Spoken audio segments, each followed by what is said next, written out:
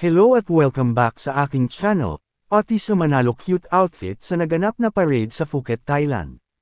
Ang saya-saya talaga ni Miss Universe Philippines Otis sa Manalo sa Carnival Magic Parade sa Thailand.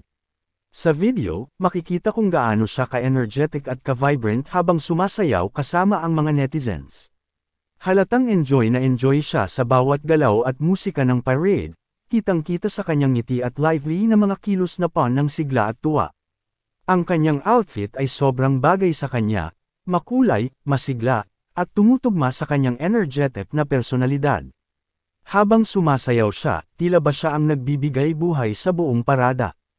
Maraming netizens din ang natuwa at napasayaw kasama niya, na lalong nagpasaya sa kaganapan. Narito at ating panoorin ang ilang ganap ni Otis sa Manalo pero bago yan maaari po kayong mag-subscribe para updated sa iba pang kaganapan.